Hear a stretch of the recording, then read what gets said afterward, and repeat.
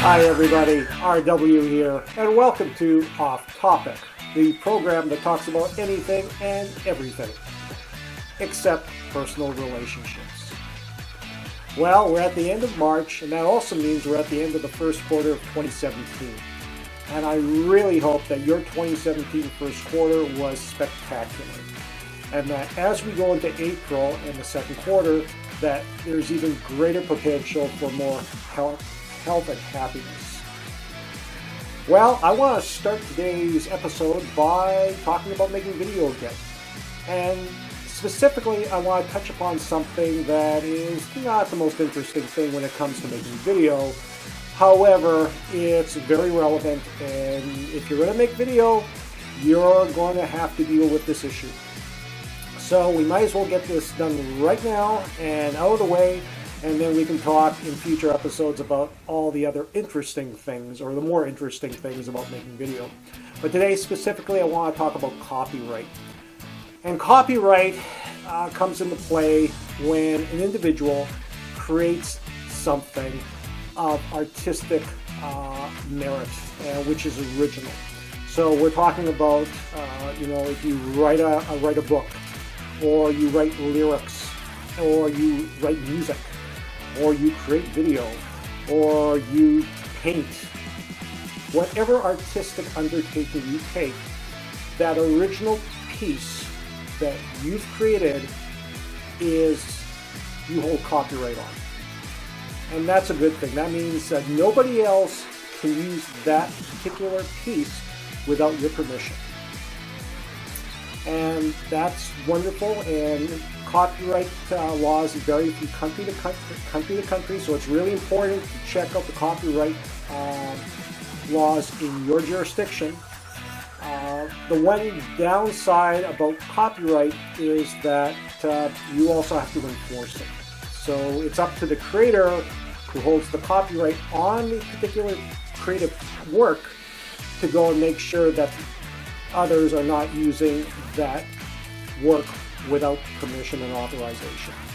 Now, if you're going to shoot a piece of video of yourself and just unedit it and upload it to the internet, and there's no additional graphics or music or sound effects, you get the picture, it's just you talking, chances are you will not have any issues with copyright.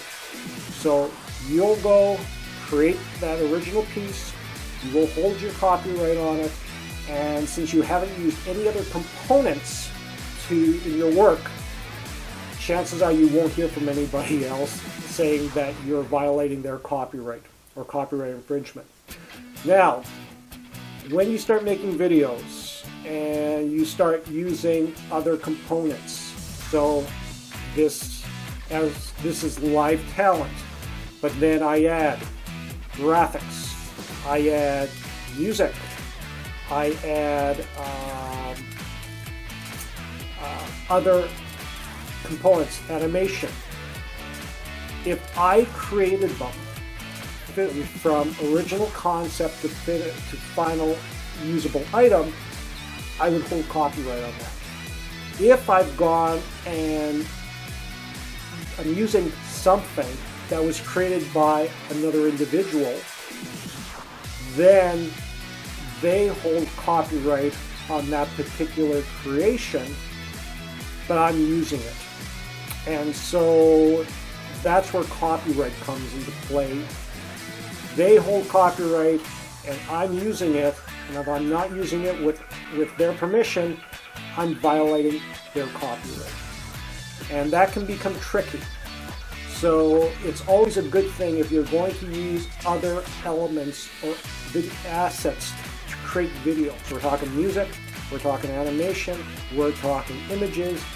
You're probably better off to go and pay for items where you can pay licenses. So as an example, the music that I use for OFFtopic, we license through premiumbeat.com. And premiumbeat.com deals with a number of artists that produce wonderful music. You get access to their music catalog. You say, hey, I like this particular piece of music, and you can go and license that for particular use for your projects. Now, the great thing about this is that you're getting, in this case, music that has been cleared for copyright. So you got a license to use it, as long as you use it within the parameters of your licensing agreement with in this case, Premium Beat. You're going to have no issues. If my video, for example, was unauthorized and used by somebody else, my copyright would be violated, and also Premium Beat would go and defend or take a defensive position to go and cover the copyright infringement of that individual. Reactor Productions, for example, is the original creator of the music that we use. And so if this video was used without authorization by me, my copyright would be violated, but so would Reactor Productions. And so that's where copyright becomes very important. And with computer technology today, more and more software is being developed to go and really deal with the unauthorized use of copyrighted material. So this is very, very important. If you're going to create videos, my friends, go and spend the X dollars, get your licenses for authorization to use a particular piece in your video production, whether it be music or graphics or animation. It will save you a world of problems moving forward, because the likelihood of you ever having to deal with copyright infringement will be minimized. And in all honesty, you tend to get better assets. So you get better music, better images, better animation, and that makes a better video that you can be proud of. So copyright, it's a good thing if you're a creator, and make sure you just don't violate other people's copyrights when you create your videos. So with that being said, here's a piece of video that you can watch, and we'll be right back.